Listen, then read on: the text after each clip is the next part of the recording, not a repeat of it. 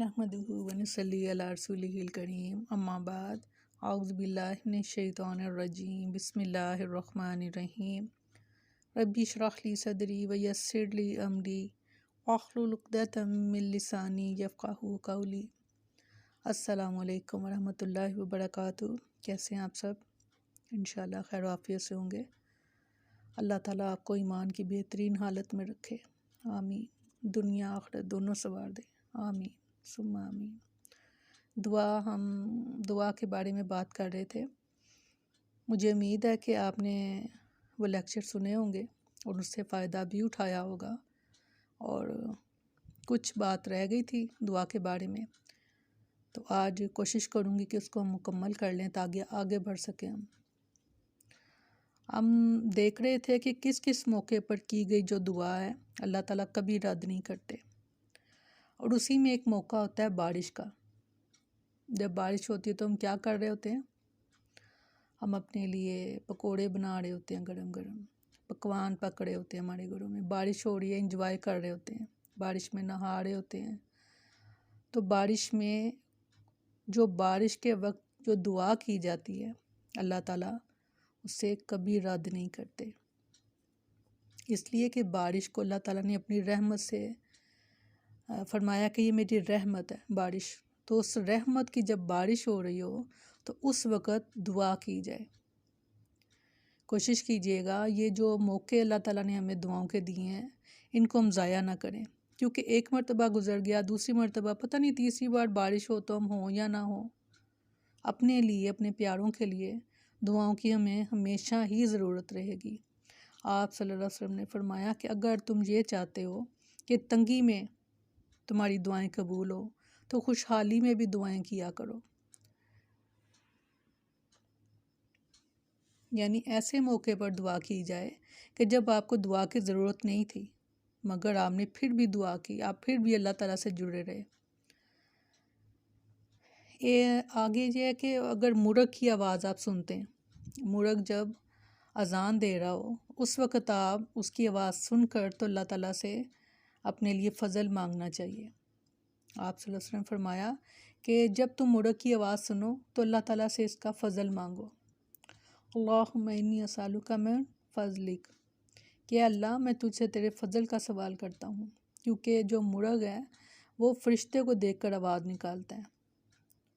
फ़रिश्ते को जब देखता है मुर्गा तो वो उस वक़्त वो आवाज़ निकालता है। तो जैसे फ़रिश्तों का नज़ूल भी किस लिए होता है? रहमत के लिए। तो आप उस वक़्त भी अल्लाह ताला से अपने लिए जो चाहें दुआ करें। और जब आप गधे की आवाज़ सुने तो वो गधा जो होता है वो शैतान को देखकर बोलता है, तो उस वक़्त आप आउज़ बिल्लाह पढ़ लें या आप ला हौला वला कुव्वत पढ़ लें, क्योंकि वो जब शैतान को देखता है गधा तो वो बोलता है इस्तग़फ़ार।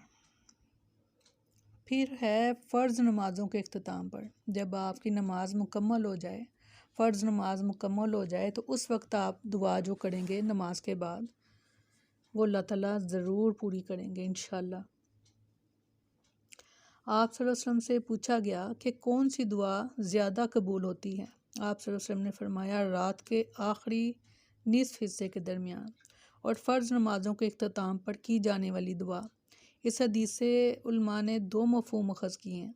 इससे मुराद आखिरी तशहद में दुरूद शरीफ के बाद की जाने वाली दुआएं हैं, क्योंकि नमाजी अल्लाह ताला से सरगोशियाँ और मनाजात कर रहा होता है और उसकी ये इबादत भी इख्तिताम पसीर होने के को है, और नमाज अदा करने से इसके सगीरा गुनाह भी ख़त्म हो चुके हैं। लिहाजा अब ये बंदा अल्लाह ताला के बहुत करीब है, इसलिए इसकी दुआ ज़्यादा कबूल होती है। यानी आपने जब नमाज अदा कर ली और जब आपने उसमें सूरत फ़ातिहा बार बार पढ़ी तो सूरत फ़ातिहा और सूरत बकरा की आखिरी जो दो आयात हैं उनके बारे में खुशखबरी है कि आप सल्लल्लाहु अलैहि वसल्लम को बताया गया कि जब आप सूरत फ़ातिहा या सूरत बकरा की आखिरी दो आयात आप पढ़ के जो भी दुआ आप करेंगे वो कभी भी रद्द नहीं होगी। तो जब हम नमाज में बार बार सूरत फ़ातिहा पढ़ रहे होते हैं तो ये कैसे हो सकता है कि खुशखबरी भी हो और वो पूरी भी ना हो। کوشش کیجیے گا اپنی فرض نمازوں کے بعد زیادہ دعا کیا کریں، کیونکہ نماز میں تو ہم ٹائم لگا لیتے ہیں مگر دعا کے لیے ہمارے پاس بہت تھوڑا ٹائم رہتا ہے، ہمیں شاید وہ یہ لگتا ہے، اور بعض لوگ تو دعا مانگتے بھی نہیں ہیں، وہ کہتے ہیں کہ ساری نماز ہی دعا ہی تو ہے، جبکہ اللہ تعالیٰ کو پسند ہے ہاتھ اٹھا کر دعا کرنا۔ کوشش کیجیے گا زیادہ دعائیں کرنے کی۔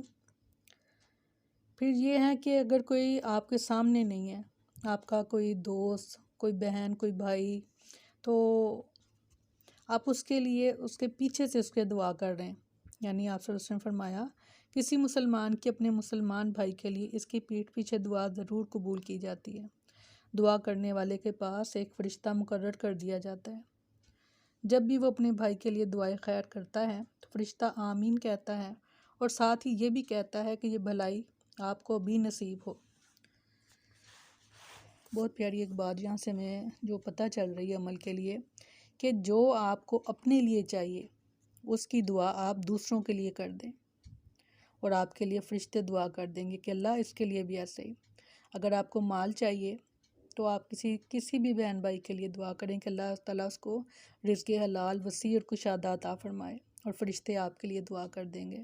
اگر کوئی اولاد کے لیے پریشان ہے، اگر کوئی بچوں کے رشتوں کے لیے پریشان ہے، تو آپ کے ارد گرد یہ چیزیں آپ کو ملیں گی انشاءاللہ، تو ان چیزوں کو آپ ضرور جو ہے۔